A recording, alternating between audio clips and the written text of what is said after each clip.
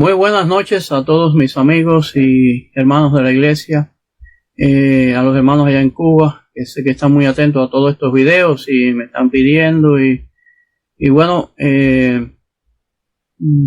y por eso estamos tratando de adelantar más estos videos, porque la semana pasada no pudimos hacerlo, entonces se decidió esta semana subir 2 videos. Esto para mí es un poco de esfuerzo porque me lleva mucho tiempo que no tengo realmente, estoy muy limitado con el tiempo, así que oren por mí para todo esto que estoy haciendo.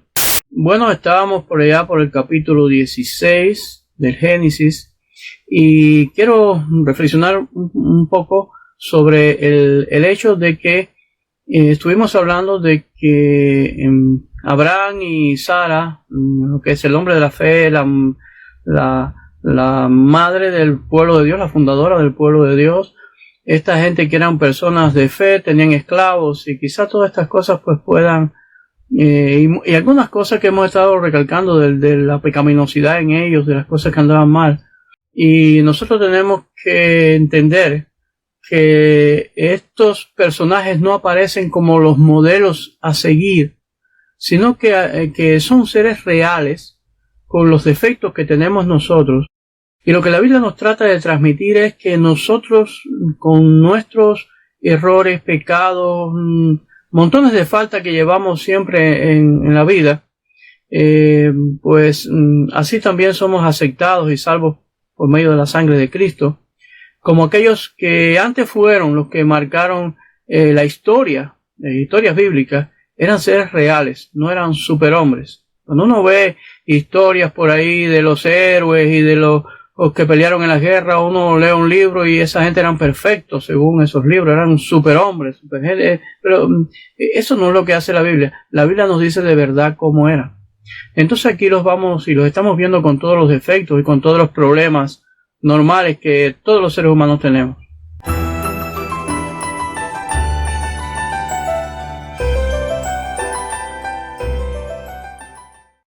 Ahora bien, tenemos que entender que hay cosas que van a marcar de manera inevitable nuestra conducta, y esto depende de muchas cosas. Por ejemplo,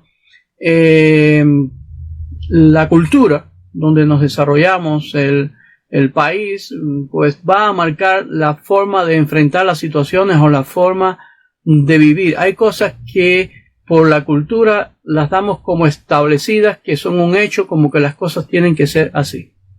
Si en Cuba, no sé, una muchacha se cubre con telas y se pone un velo y sale a la calle, pues la gente va a decir está loca o se va a inquietar a ver qué le pasa. Pero si ves una muchacha árabe, una joven árabe con sus turbantes, con sus telas en la cabeza, pues sencillamente dice es una árabe. ¿Por qué? Porque todos sabemos que hay cosas que traemos culturalmente y que damos por sentado que es lo correcto de acuerdo a nuestra cultura. En la época de ellos, pues daban por sentado muchas cosas que de hecho Dios no aprobaba, pero era parte de la cultura y una de ellas era el tener esclavos. Ahora, hay muchas cosas en el comportamiento de ellos que está condicionado no solo por la cultura. Por ejemplo, este hecho de que la esclava sirviera para que la ama tuviera un hijo mediante la esclava supuestamente, todo este tipo de pensamientos son cosas que provienen de la cultura. Pero a nosotros también nos marcan cosas que van a influir en cómo respondemos ante determinada situación o determinado problema en la vida, y puede ser también más específico problemas de nuestro hogar. ¿Cómo fue nuestra infancia? ¿Cómo fue nuestro hogar? Eso va a marcar cómo era mi papá, cómo era mi mamá. Entonces yo voy a interpretar la vida, la voy a leer de esa manera. Incluso los psicólogos han visto que según era mi padre, es decir, el padre de cada uno de nosotros, según era su forma de ser, así es la imagen que nosotros tenemos de Dios. Si nuestro padre no estuvo con nosotros, no estuvo en casa, fue alguien que tuvo por determinadas razones las relaciones con nuestra madre y después se abandonó, se divorciaron. Mi padre no estuvo conmigo, yo voy a tener una idea de un Dios ausente. Es como que Dios no existe o está lejos, no lo tengo presente en mi vida. Y esto es algo psicológico que ya traemos condicionado. Y si mi padre era una gente agresiva, una gente de mucha ira, que me hería o me dañaba, todo el mundo le tenía miedo, pues es posible que yo tenga entonces una idea de que Dios es un ser agresivo, un ser al que hay que temerle, que tú lo ves así como alguien que te separa, que te aleja porque es agresivo. Y si por el contrario mi padre era una gente noblona de esa, que ni tiñe ni da color, ni daba órdenes en la casa y todo el mundo hacía lo que le parecía, y mi padre era alguien que aún mi mamá lo agitaba, le decía cosas, pues yo voy a tener la idea de que Dios es un Dios bonachón, buena gente, un viejito con barba. Y así, el asunto es que hay muchas cosas que van a condicionar nuestra conducta y nuestra forma de interpretar la vida y de actuar o responder ante las circunstancias. Una de ellas incluso es nuestro propio temperamento. Si yo soy una persona fuerte, musculoso, que yo sé que le doy un trompón a cualquiera, pues cuando yo voy a enfrentar situaciones yo los voy a resolver de una forma. Pero si yo soy un flaco, todo débil, pequeñito, que me pueden dar un gasnatón, pues entonces yo voy a resolver las cosas de otra manera. Voy a buscar formas de resolver y de enfrentar la vida. Y todo esto pues forma parte de lo que somos, y aquellos creyentes de aquella época, aunque las situaciones eran diferentes, si la época era diferente, la cultura, eran tiempos muy, muy lejanos de los nuestros, incluso en el desarrollo científico, pues realmente los problemas y las formas de enfrentarlos y lo que somos como personas no ha cambiado. Seguimos siendo la misma humanidad pecadora, con una serie de marcas y de cosas que, bueno, después pudiéramos hablar mucho más sobre el tema. Pero solo toco esto para que entendamos que no podemos decir, porque yo he escuchado personas decir, bueno, David tuvo muchas mujeres. Antes, en el Antiguo Testamento, Dios permitía a los hombres tener muchas mujeres. No es cierto. Dios no permitía nada. Sencillamente la Biblia narra la historia tal y como es y cómo fue que sucedieron las cosas. Y así tenemos que tomar de ahí para poder sacar enseñanzas prácticas a nuestra vida, que está llena de pecados y de defectos. Los creyentes, los cristianos de nuestros tiempos estamos igual, llenos de problemas, y hacemos cosas que no están en la voluntad de Dios, porque es parte de la naturaleza humana caída, el hacerlo todo imperfecto y lleno de pecados. Y Dios pues va luchando con nosotros y tratando con nosotros en todo ese proceso. Y si Dios no, es decir, fuera a actuar contra él cada vez que pecamos, no fuera a mandar un rayo, pues todos estaríamos muertos. Sencillamente Dios deja que el tiempo vaya pasando, nos damos los trastazos, y a través de los trastazos, de los pecados y de las experiencias de la vida vamos creciendo y nos vamos conformando a la imagen de Cristo bajo la dirección del Espíritu Santo, hasta que estemos en gloria. Entonces sí estaremos perfectos. Pero por ahora Dios trata con pecadores, con personas que estamos llenos de defectos y de fallas, aunque tengamos fe. Por eso es que la salvación es por medio de la fe, no es por otra. No hay otra forma, es por medio de la fe. Porque si fuera por obras, tendríamos que ser perfectos, tendríamos que ser santos, vivir igual que Jesucristo, sin una falla en toda nuestra vida. Y eso es imposible para el ser humano. Entonces, lo que sucede es que, igual que Abraham, nuestra fe nos es contada por justicia. Si creemos en Jesucristo como nuestro Salvador, Dios nos considera como personas justas y perdona nuestros pecados. Bien.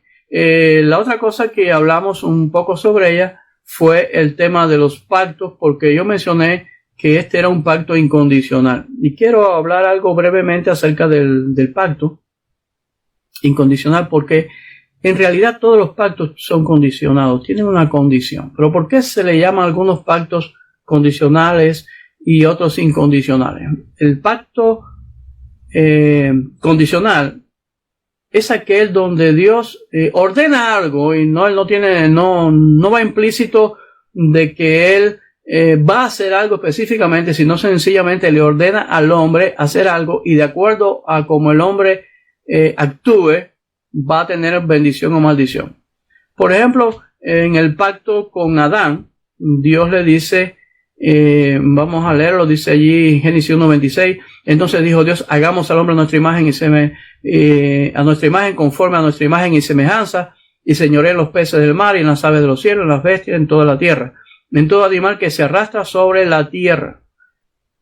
Entonces, dice, y creó Dios al hombre a su imagen, a imagen de Dios lo creó, varón y hembra los creó, y los bendijo Dios, y les dijo, fructificad y multiplicaos, llenad la tierra, y sojuzgadla, y señoread sobre los peces del mar, y las aves de los cielos, y en todas las bestias que se mueven sobre la tierra.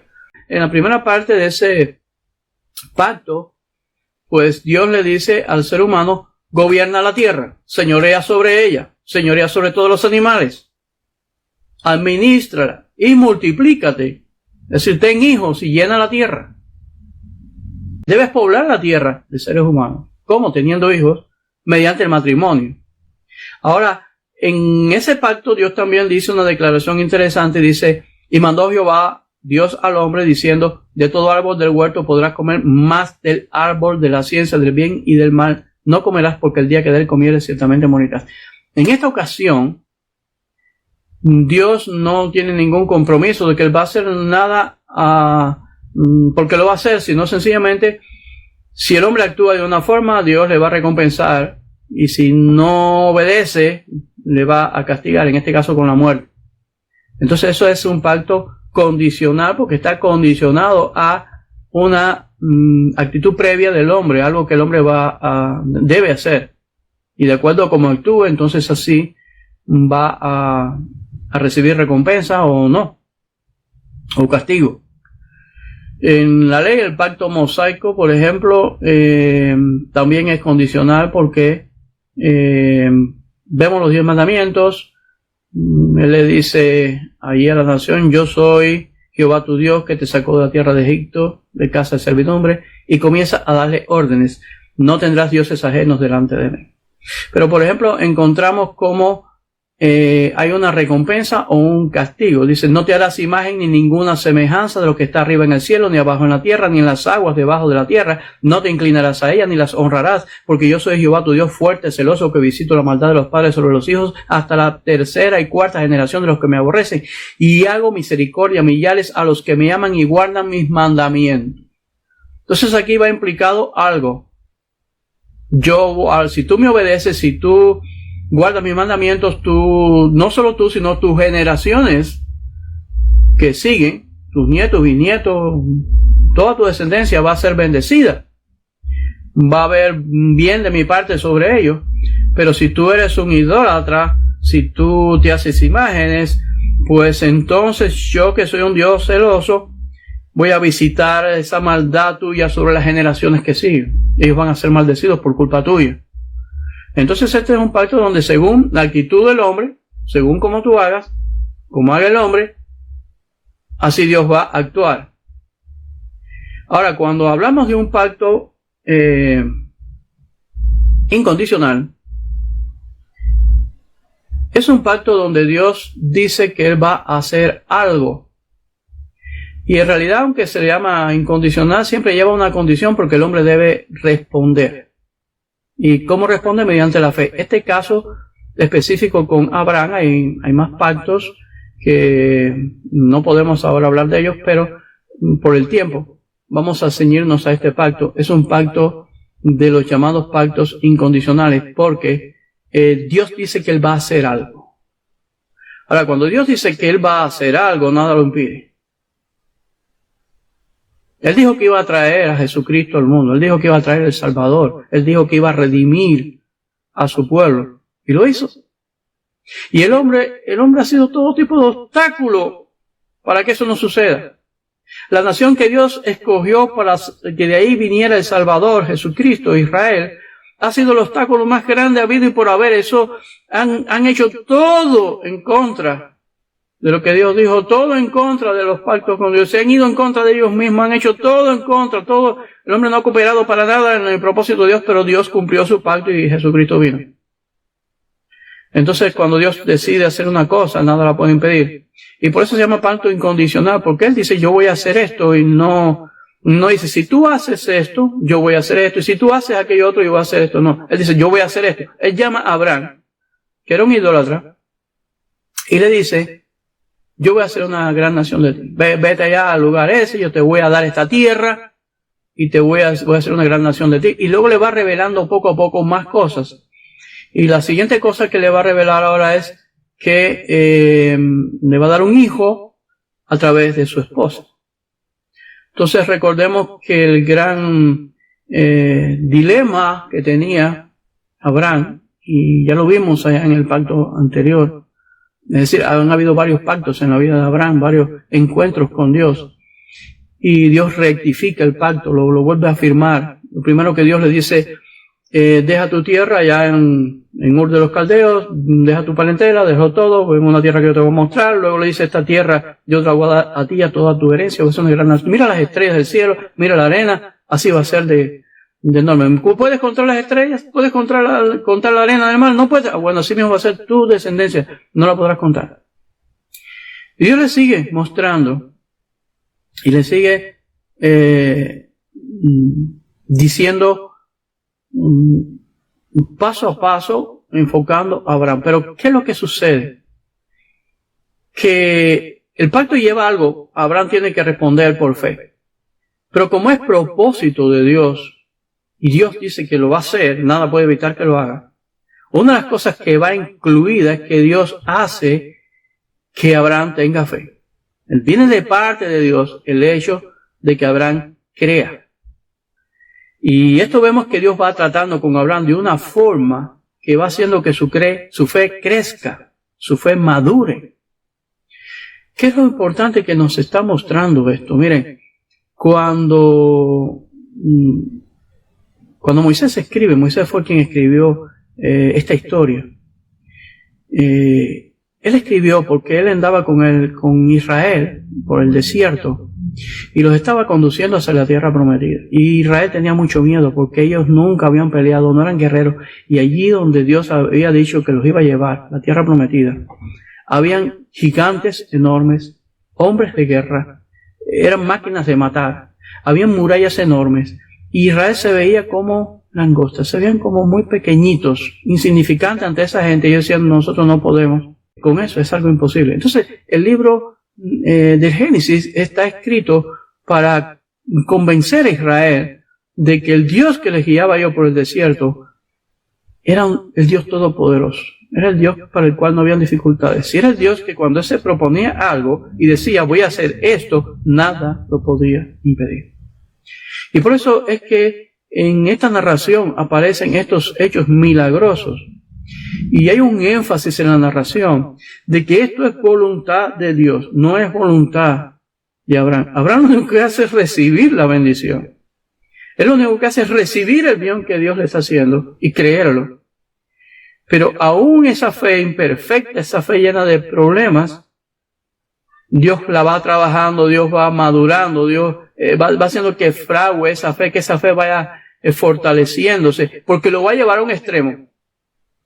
Y la vida del creyente, de todo creyente, Dios lo confronta a todos nosotros. Dios nos va a confrontar con las cosas que más amamos en la vida, con las cosas más importantes para nosotros. De una forma o de otra, Dios siempre nos lleva a puntos de crisis en nuestra vida, donde esa fe nuestra va a tener que ser demostrada. Pero todo esto viene a través de un proceso, a través de un seguimiento, de un trabajo que Dios va haciendo con nosotros, mediante el cual nuestra fe va madurando y se va solidificando.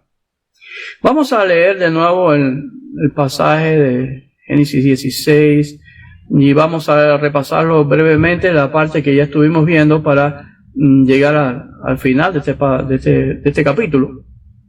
Dice aquí, y Sarai, mujer de Abraham, no le había dado a luz hijo alguno, y tenía ella una sierva egipcia que se llamaba Agar. Entonces Sarai dijo a Abraham, he aquí que el Señor me ha impedido tener hijos. Llégate, te ruego, a mi sierva, y quizá por medio de ella yo tenga hijos. Y Abraham escuchó la voz de Sarai, y al cabo de 10 años de habitar Abraham en la tierra de Canaán, Sarai, mujer de Abraham, tomó a su sierva Agar la egipcia, y se la dio a su marido Abraham por mujer. Y él se llegó a Agar, y ella concibió, y cuando ella vio que había concebido, miraba con desprecio a su señora. Y Sarai dijo a Abraham, recaiga sobre ti mi agravio. Yo entregué mi sierva en tus brazos, pero cuando ella vio que había concebido, me miró con desprecio. Juzga el Señor entre tú y yo. Ya hablamos esto pertenece ya al tema anterior, pero quiero reflexionar un poco sobre esto porque estaba hablando con Marisa acerca de esto y sobre por qué porque ella está culpando a Abraham, ella le entrega a la criada, le propone que se acueste con la criada. Y entonces le propone que se acueste con la criada y ahora culpa a Abraham porque la criada está vengándose y está burlándose de ella, ¿no? La pregunta es ¿por qué lo culpa? Y yo pienso en la Biblia no dice por qué. Pero esto nos lleva a reflexionar, a pensar un poco y dentro de la experiencia mía como pastor, con tratar con muchas personas, he visto que las mujeres a veces culpan a los hombres de cosas que realmente no tienen la razón porque los hombres no somos iguales que las mujeres. Entonces, hay veces que el hombre es injusto con la mujer porque no entiende que la mujer no es igual que él.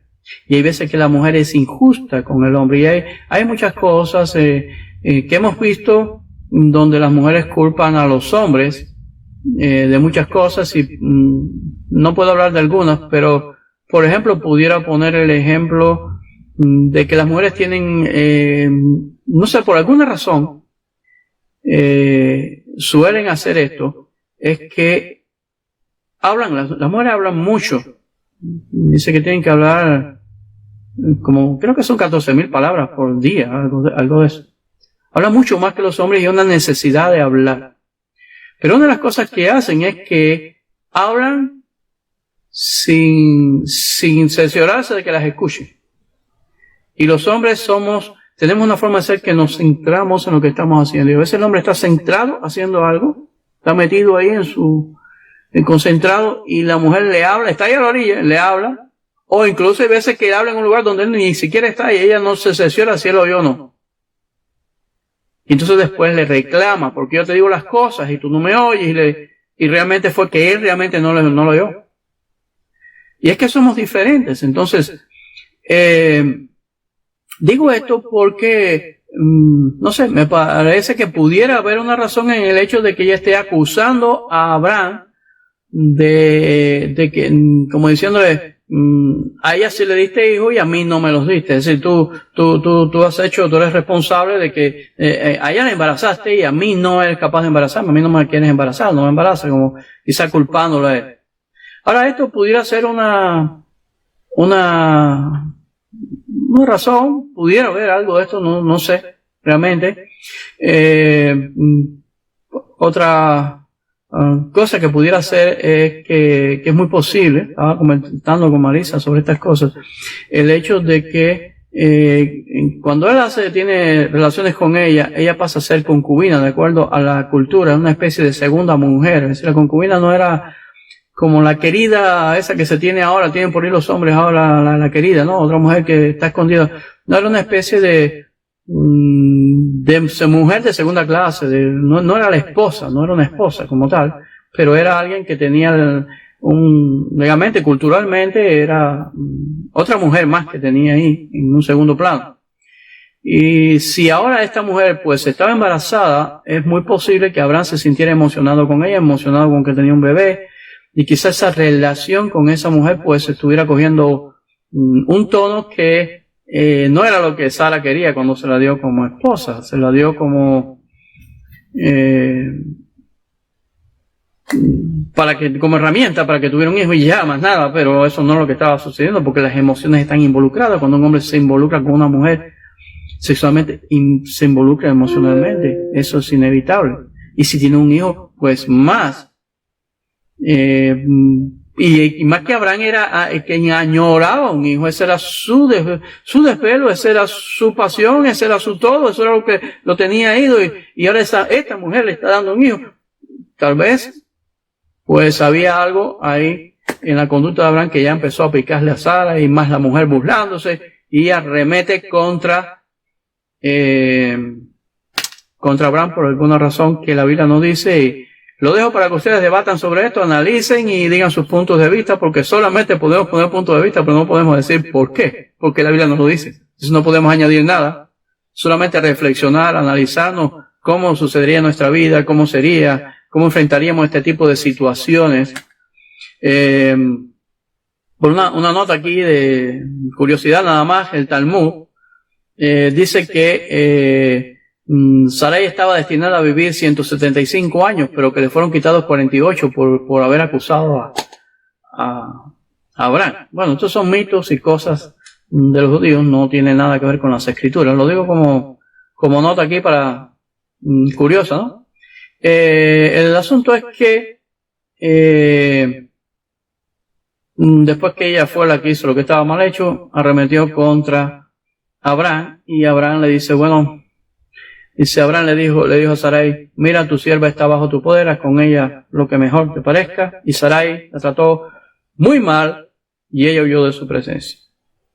Bueno, tenemos toda esa escena donde se encuentra, esta mujer huye al desierto, y hay algo que es importante notar aquí, y es que a Dios se le describe de dos formas en esta escena de esta mujer con Dios.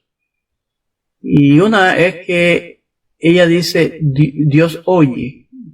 Es decir, el ángel de Jehová le dice, el Señor ha oído tu aflicción y le pondrás a tu hijo por nombre Ismael, que significa Dios oye. Pero también ella reacciona diciendo, tú eres el Dios que me ve. Entonces hay dos términos, dos cosas ahí que describen a Dios de manera muy interesante, el Dios que oye y el Dios que ve. Vamos a leerlo un momento. Dice, y el ángel del Señor la encontró junto a una fuente de agua en el desierto, junto a la fuente en el camino del sur, y le dijo, Agar, sierva de Sarai, ¿de dónde has venido y a dónde vas? Y ella le respondió, huyo de la presencia de mi señora Sarai. Y el ángel del Señor le dijo, vuelve a tu señora y sométete a su autoridad. El ángel del Señor añadió, multiplicaré de tal manera tu descendencia que no se podrá contar por su multitud. Y el ángel del Señor le dijo además, he aquí, has concebido y darás a luz un hijo y le llamarás Ismael. Dios significa Dios oye, porque el Señor ha oído tu aflicción. Y él será hombre indómito como asno montés, su mano será contra todos y la mano de todos contra él, y habitará al oriente de todos sus hermanos.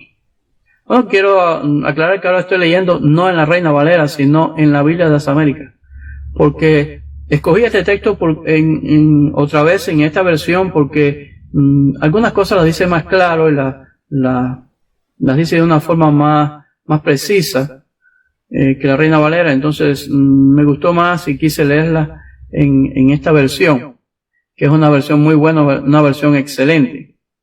Ahora, dice, bueno, él será hombre indómito como asno montés, su mano será contra todos y la mano de todos contra él, y habitará al oriente de todos sus hermanos. Y Agar llamó el nombre del Señor que le había hablado, tú eres un Dios que me ve. Porque dijo, ¿estoy todavía con vida después de verle? Por eso se llamó a aquel pozo Beer-lahai Roi, es decir, el pozo del viviente que me ve. He aquí está entre Cades y Baret. Y Agar le dio a luz un hijo a Abraham. Y Abraham le puso el nombre de Ismael al hijo que Agar le había dado. Y Abraham tenía 86 años cuando Agar le dio a luz a Ismael. Entonces aquí hay estas dos enseñanzas acerca de Dios. Es el Dios que oye y el Dios que ve. ¿Por qué este énfasis? Bueno, si nosotros recorremos el Antiguo Testamento, vamos a darnos cuenta que el pecado más grande que había en Israel y que acompañó a Israel siempre fue la idolatría. Y la idolatría nos acompaña a nosotros hasta el día de hoy. ¿Y saben una cosa? Una de las cosas que más Dios aborrece y que más irrita a Dios es la idolatría. Y una de las formas en que Dios describe a los ídolos es precisamente que no oyen ni ven. Y Dios dice, los ídolos ni ven, son muñecos y eso, trozos de piedra, trozos de madera, son nada. Y tienen ojos porque se los tallan y tienen oídos porque se los dibujan, pero ni oyen ni ven. Y entonces, ahora aquí hay un marcado contraste en el Dios viviente, en el Dios que sí oye. ¿Y oye qué? Oye nuestra aflicción, oye nuestro lamento interior, oye nuestro corazón. Porque no solo oye nuestras palabras, oye nuestros pensamientos, oye nuestros sentimientos, oye nuestro interior. Él está escuchando tus temores, Él está escuchando tus inquietudes, Él está escuchando cuando hablábamos de los esclavos y de cuando estamos en situaciones donde somos pisoteados y donde somos ahí humillados y situaciones donde nos sentimos que nos están haciendo mal y no podemos resolverlas. Y dice que Dios escucha tu aflicción, escucha tu miedo, escucha tus luchas. Pero también dice que Dios ve.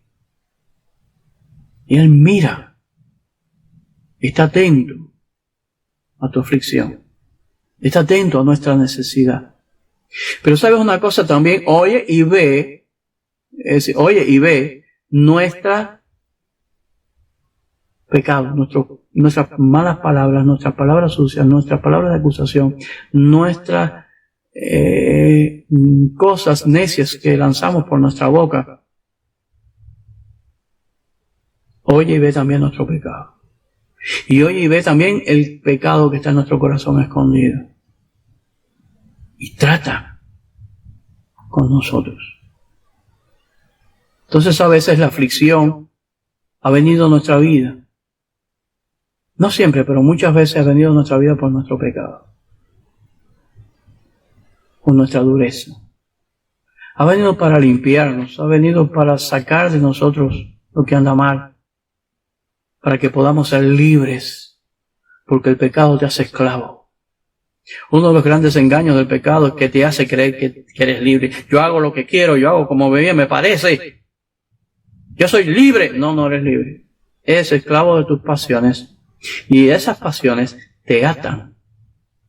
Ahora hay un joven dice, mis padres no quieren que yo fume, yo voy a fumar para estar en ambiente, voy a tomar, a beber con mis amigos para que mis amigos vean que yo soy bien macho, que yo soy un tipo duro para que me acepte. Lo que estoy buscando realmente es que me acepte el grupo. Yo hago lo mismo que ellos hacen. Pues están viendo pornografía en el teléfono y cosas que no sé que no están bien y yo me luzco con ellos. Y de hecho entonces eso son cosas que son sabrosas porque el pecado es sabroso. Entre comillas. La fuma, además me miran, las muchachas, todo eso, ¿sabes? Lo que sucede después es que quedas esclavo. Cuando tú comienzas en la juventud a beber, la mayoría de las veces alguien te brinda la cerveza o te brinda el ron. Te lo regalan, no te cuesta nada. La mayoría de las veces con la droga es lo mismo. Te la regalan, te la brindan, te dicen lo bien que te vas a sentir, lo bien que te va a ir, todo. ¿Sabes? ¿Sabes una cosa? Pero después que te engancha y estás atrapado y tienes necesidad y dependencia del vicio, que puede ser de mujeres también, entonces nadie te lo regala, lo tienes que pagar. Y eso te va a chupar la vida, te va a absorber, a chupar, y te va a destruir. Porque el pecado tiene un inicio que aparece sabroso, pero sabes, después lo vas a pagar. Porque cuando él saca sus pezuñas y comienza a herir, te ha atrapado y no te puedes librar. Entonces Dios tiene que trabajar con nosotros.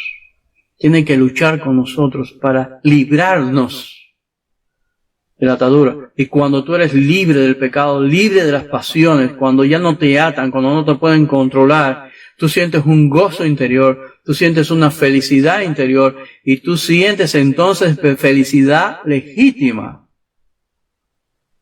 Si tú tienes relaciones por la libre con jóvenes, tienes sexo por la libre, tienes cosas que no debes hacer, cuando quieras tener de verdad un matrimonio, cuando quieras tener de verdad porque hay un momento donde tú quieres divertirte en la juventud, divertirte, pero hay un momento donde ya eso pasa y tú sientes una necesidad de establecer un hogar, de tener hijos, de tener tu familia, porque ha llegado la edad de la madurez.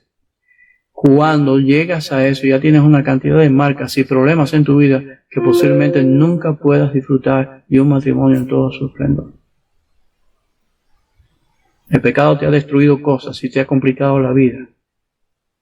Y yo he visto testimonios de mucha gente decir, y recuerdo bien a mi mente a una señora que me dijo, yo gocé mi vida, yo me divertí mucho, pero ya llega el momento donde uno quiere tener su casa, quiere tener su vida. He tratado de estabilizarme, he tratado de tener mi hombre, y no puedo, nunca lo he logrado. Y bueno, ahora estoy con este ahí, estoy aguantando a ver que no se me vaya, pues no puedo dejarlo que se me vaya, pues. Lo tenía, estaba irrealizada, estaba ya su vida era un desastre. ¿Saben por qué? La consecuencia de lo que hizo. La Biblia dice, Dios no puede ser burlado. Todo lo que el hombre siembra, eso va a recoger. Entonces, tenemos un Dios que oye y tenemos un Dios que ve. Ve nuestro dolor, ve nuestras luchas, ve nuestras penas, pero también ve y oye lo malo que hacemos, nuestros pecados, y lo toma en cuenta. Ahora, si tú eres un hijo de Dios y eres de la fe en Jesucristo y tú has creído en Él, tienes que saber algo. Debes saber algo. Si de verdad Dios te salvó, si de verdad, no te estoy hablando de que hayas hecho una oración de fe en una iglesia, eso no es salvación. La Biblia no aparece ninguna oración de fe, repite conmigo, ya eres cristiano, eso es un cuento. No está en la Biblia. La fe es que tú has tomado una decisión en serio por Cristo y tú quieres vivir para Él, tú quieres santificar tu vida. Si Él te llamó y si de verdad eres salvo, es para que tu vida sea transformada. Es para que tú vivas en santidad, para que te reproduzca la imagen de Cristo, para que seas libre del pecado, porque el pecado es una cárcel. Entonces, ¿qué cosa es ser salvo? ¿Salvo de qué? Salvo del pecado.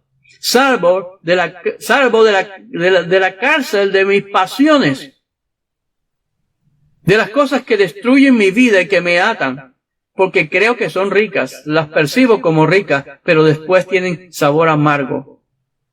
No sé si has comido algo, pero hay cosas que tú las pruebas y son sabrosas así, pero cuando las masticas un rato sientes que tienes como una amargura.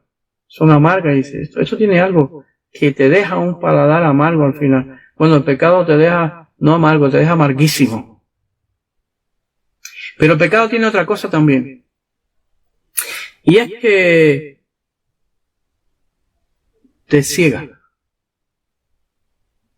Porque el origen de todo pecado, lo que origina el pecado en nosotros es la idolatría que está en nuestro corazón.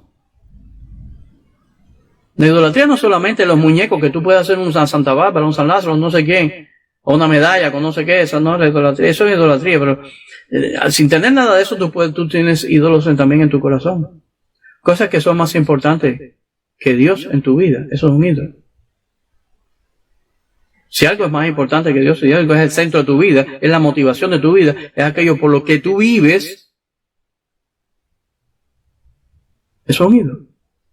Un ídolo en tu corazón. Que la gente no lo ve, porque no andas con una medalla aquí, la gente no lo ve, pero es un ídolo en tu corazón. Y Dios sí lo ve. El Dios que ve y el Dios que oye, ve el ídolo. Y el ídolo se caracteriza porque ni ve ni oye. Y como los ídolos ni ven ni oyen, el pecado produce en nosotros que no vemos bien ni oímos. Cuando tú dejas que el pecado prenda en ti y crezca en ti, y tú quieres las emociones en tu vida, en tu juventud, y quieres hacer y deshacer y disfrutar y todo eso, y tú le das rienda al placer, sabes que después tú no vas a poder discernir entre el bien y el mal. Pero tú vas a tener complicaciones en tu vida, aflicciones en tu vida, problemas que vienen y ni siquiera sabes por qué vienen. No vas a entender lo que pasa. Y no vas a poder resolverlo, porque si no sabes lo que sucede, no lo puedes resolver. Entonces viene lo que se llaman las cadenas de pecado. Cuando el pecado se convierte en cadena. Es decir, cuando un vicio, los psicólogos han comprobado, los psicólogos del mundo, no estoy hablando de la gente que no conoce la Biblia, han comprobado que lo que produce los vicios, es decir, un muchacho que fuma, una muchacha, cualquier tipo de vicio, lo que impulsa ese vicio es el vacío que tiene adentro. Son conflictos internos. En otras palabras, la necesidad de Dios. Hay veces que tú ves que le ponen un tratamiento, lo llevan a un hospital y le dan un tratamiento para quitarle el vicio. La bebida, dejan la bebida. Y después que dejan la bebida, un año, por un año no han bebido más, al año, comienzan a beber otra vez. Y vuelven otra vez al alcoholismo. ¿Por qué? Porque lo que realmente los tiene atados no es ni siquiera el alcohol, no es un problema químico. El alcohol te ata. El alcohol produce el hábito, ¿no? Hace que tu cuerpo necesite químicamente esa sustancia que es una droga. Lo mismo sucede con las otras drogas. El cuerpo después empieza a pedirla, pero si te desintoxican y ya el cuerpo no lo pide, no lo necesita. El alma sí lo necesita porque tiene otro problema interno que no ha resuelto. Hay un vacío. A veces detrás de una persona alcohólica lo que hay es una persona con vergüenza. Hay una vergüenza en su interior. O hay un sentido de culpa. Y ese sentido de culpa es el que lleva a la persona a beber. Entonces, solucionó, se desintoxicó, no bebe por un año, pero ahí está la necesidad interna, ese conflicto interno, y eso lo arrastra otra vez. Y él no sabe cómo resolverlo, y no sabe qué es lo que realmente pasa. Yo en mi infancia y en la adolescencia tuve una crisis de nervios. Y yo iba con el psiquiatra, y el psiquiatra me mandaba pastillas. Y yo tenía un conflicto muy grande dentro de mí. No sabía qué sucedía. Y una de las cosas que, cuando me llegaron a dar baja de servicio militar en tiempo de guerra, porque el psiquiatra cuando me vio muy grave. Pero una de las cosas que yo descubrí, que yo pensé cuando aquello, yo dije, el psiquiatra, yo a él no le importo. Y el psiquiatra no sabe lo que yo tengo. Ni él sabe, no puede resolver mi problema. Ni yo le importo, yo soy un paciente para él. A él no le importa realmente mi problema interior. Y leí un libro de psicología cristiana cuando aquello, un libro muy antiguo. Y allí aprendí muchas cosas y aquello me ayudó a reflexionar. Y la conclusión que yo llegué fue: Dios, tú que me hiciste, me entiendes. Tú que eres el Dios que me ve y que oye, me entiendes. Tú eres el único que yo le importo. Yo para ti no soy un paciente. Y tú sabes, tú entiendes, tú eres el único que puede resolverme este problema. Tú eres el único que puede cambiarme, sacarme de esta cárcel donde estoy. Y yo comencé a estudiar la Escritura, a estudiar la Biblia seriamente, tratando de buscar la solución a mi vida, de entender qué pasaba dentro de mí, porque tenía una crisis, tenía un sufrimiento muy grande y ni siquiera sabía por qué. Había muchos complejos dentro de mí, muchas cosas. Y yo me sentía como un bicho extraño, como un ser único, como alguien distinto a todos los demás. ¿Quién podía interesarse en mí realmente? ¿Quién podía entenderme? Ni mi padre. Mi padre era una persona excelente, mi mamá excelente, pero estaba muy lejos de poder entrar aquí adentro, aquí. Pero el Dios que ve y el Dios que oye, sí. Y pasaron muchos años yo luchando con Dios y buscando en las Escrituras y buscando en la Biblia para encontrar solución a mi vida. Después de muchos años, Dios comenzó a revelarme muchas cosas que habían dentro de mí. Y todavía me está mostrando cosas. Pero abrió mi interior, metió allá adentro mi corazón, mi mente. Y a través de su palabra, dice la Escritura que la palabra de Dios es viva y eficaz y más cortante que toda espada de 2 filos. Y penetra hasta partir el alma y las coyunturas, y es decir, penetra a lo más profundo de tu ser. Dice Hebreos 4:12, lo voy a leer literalmente. Porque la palabra de Dios es viva y eficaz y más cortante que toda espada de 2 filos y penetra hasta partir el alma y el espíritu, las coyunturas y los tuétanos, y discierne los pensamientos y las intenciones del corazón. Los tuétanos es lo que está en el centro de los huesos, es lo más profundo de tu ser. Quiere decir que la palabra de Dios te cala completo. Dios es Dios que te ve, te cala completo, penetra lo más profundo de tu ser.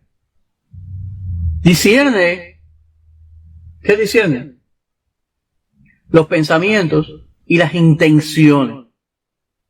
No solo lo que tú piensas, lo que tú elaboras, sino la intención que tú tienes detrás de lo que estás haciendo, elaborando. Hay veces que nosotros estamos haciendo cosas y ni siquiera sabemos la intención con la cual lo estamos haciendo. Ni nos entendemos nosotros mismos. Y a veces las intenciones no son tan buenas. A veces sí las sabemos, sí las tenemos. Pero Dios conoce de nosotros más que nosotros mismos. Y mira cómo dice también: y no hay cosa creada que no sea manifiesta en su presencia. Antes bien, todas las cosas están desnudas y abiertas a los ojos de aquel a quien tenemos que dar cuenta. Nosotros tenemos que darle cuentas a Él un día. Él es nuestro juez. Y nuestros pensamientos y nuestras intenciones están delante de sus ojos, porque Él es el Dios que ve y el Dios que escucha. ¿No te preocupa eso? El otro día, intercambiando por internet, chateando con alguien incrédulo, yo le hablaba le dije: tú vas a tener que presentarte de él, tú no crees, pero tú vas a tener que presentar delante del juicio. Porque yo sé que los incrédulos siempre creen. Todo el mundo sabe que Dios existe. Lo que hacen es fajarse con Él, pero saben que existe, no lo pueden evitar. Y me dijo: bueno, hay que tener valor. Y yo ¿Qué valor de qué? Ahora tenemos ese virus que anda por ahí,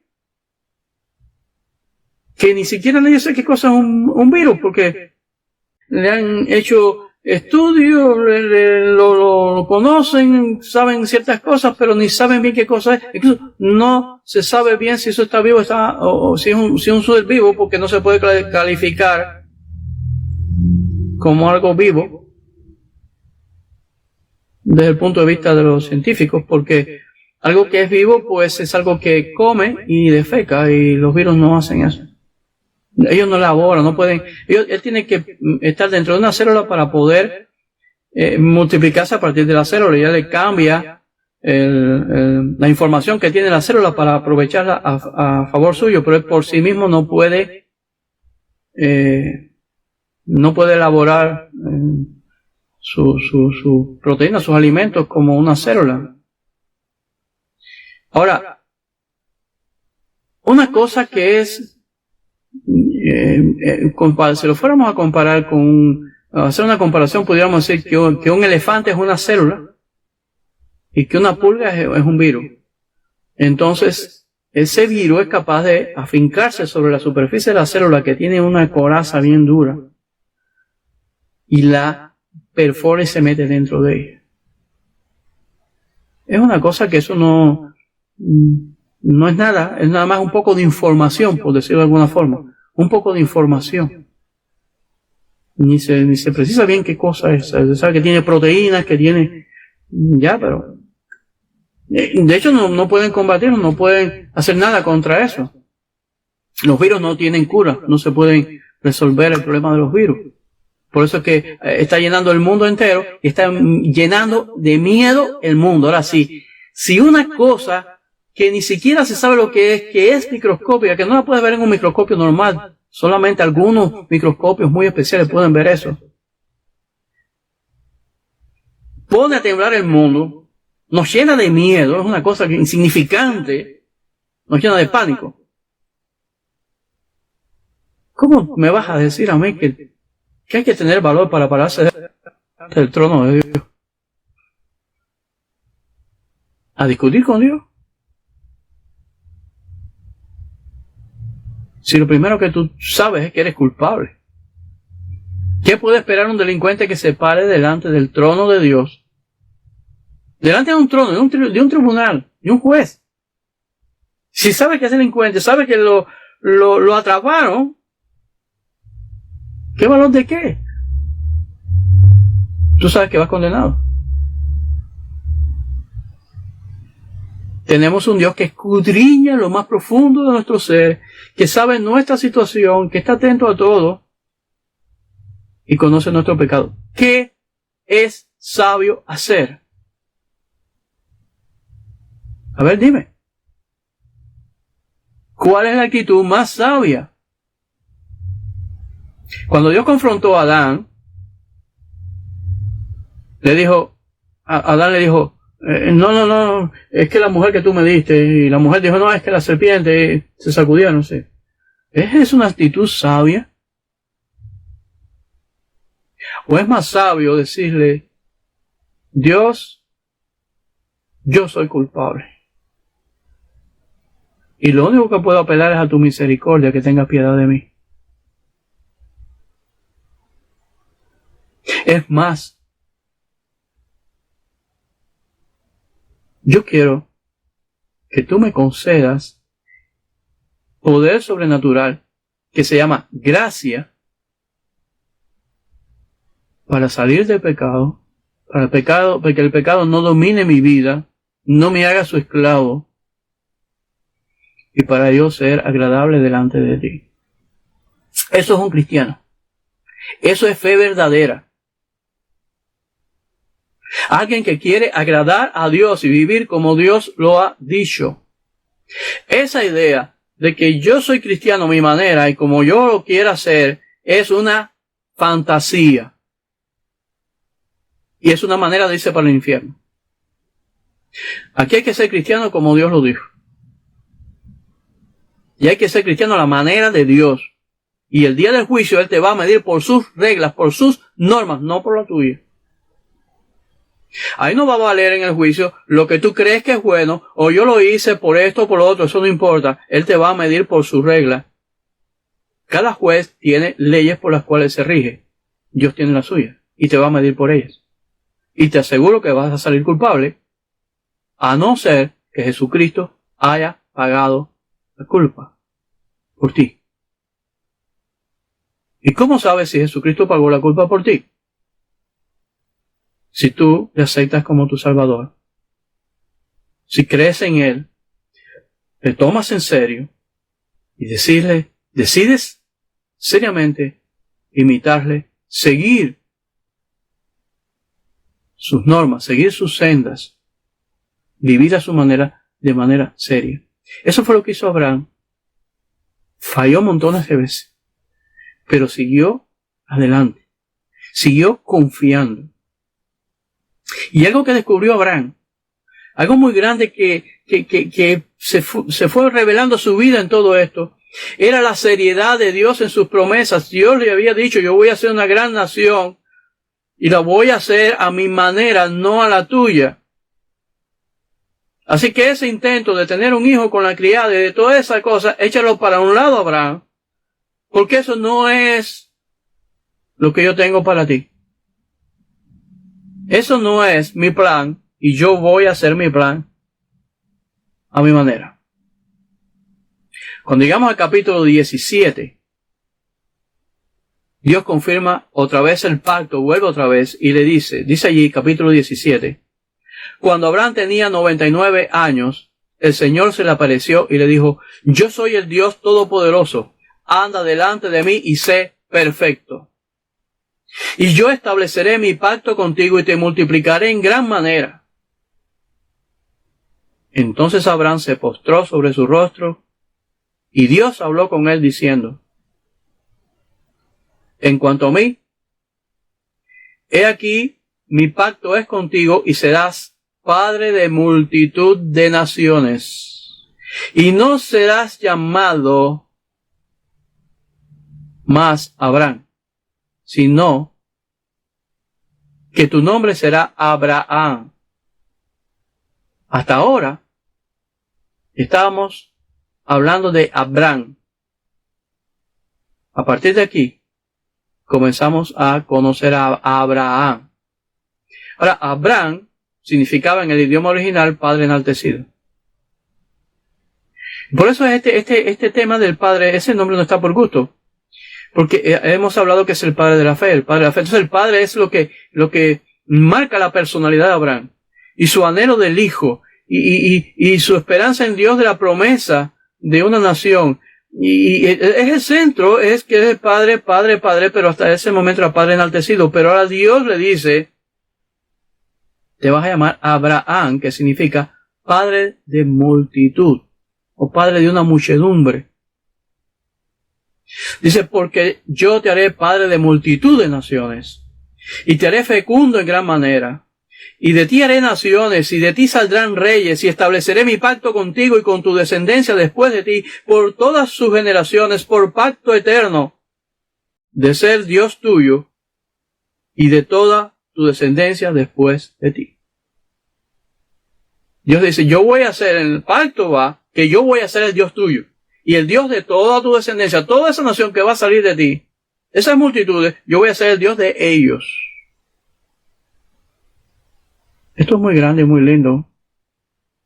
Así a simple vista, quizá no veamos lo que es, pero cuando profundizamos en lo que esto significa, entendemos la extensión de este pacto y la grandeza. Porque tú y yo, lo que creemos, lo que tenemos a Cristo, lo que estamos en el pacto. Y en esa frase le está diciendo, yo me comprometo, yo en este pacto digo que yo voy a ser el Dios de toda esa descendencia. Es decir, Él se compromete que es el Dios nuestro, tuyo y mío si estamos en Cristo. De todos los cristianos, los que verdaderamente estamos en Cristo. Él es el Dios de la nación de Israel, pero Él es el Dios de los creyentes. Y es el Dios de la iglesia. Él es nuestro Dios. No adoremos ningún otro ídolo, no aceptemos ningún otro Dios en nuestra vida. Pongámoslos a Él en primer lugar. Él es el Dios de la iglesia. Él es el Dios de los cristianos. Pero muchas veces tenemos otros dioses, otras cosas que son más importantes, otras cosas que llenan nuestra vida. ¿En qué te pasas el día? ¿Qué es lo que más horas tú le dedicas? Coge, anota en un papel lo que has hecho en el día y vas a ver lo que vas haciendo durante el día. Hice esto, hice esto, hice esto. Tómate varios días haciéndolo y vas a ver que hay cosas que son las que más tiempo llevan en tu vida. Aquello en lo que más tiempo pasas, esos son tus dioses. Tus dioses falsos. Cosas que están primero que Dios en tu vida.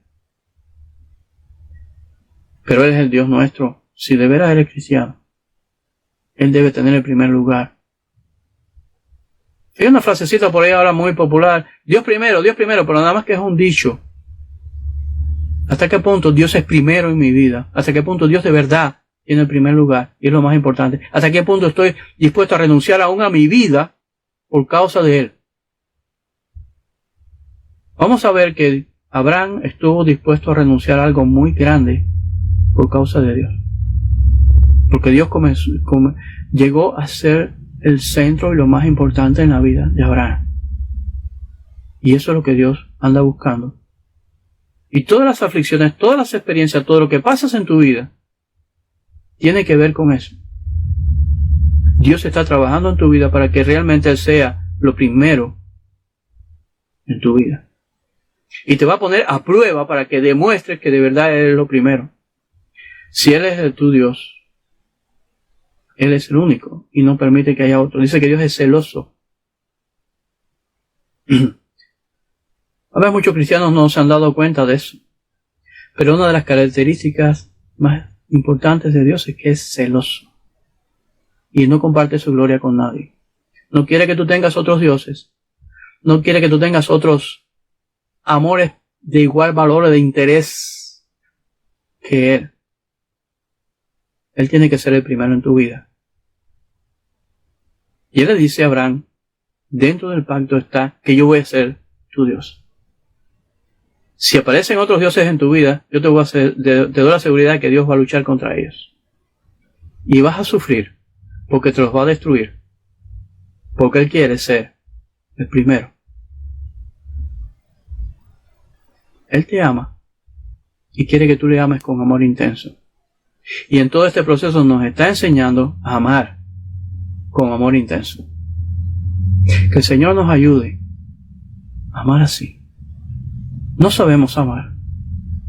Pero en la medida que aprendemos a amar, en la medida que amamos a Dios con todo nuestro corazón, con toda nuestra mente, con toda nuestra alma, con todas nuestras fuerzas, seremos más libres, seremos más felices, tendremos menos miedo y estaremos más realizados. Y nuestra vida va a ir hacia adelante. Dice que la senda del justo es como la luz de la aurora que va en aumento. Si andas rectamente delante de Dios, tu vida va a ser como el sol cuando sale, que va aumentando, aumentando. Así va a ser. La paz, la solidez en tu vida va a ser una gran fortaleza.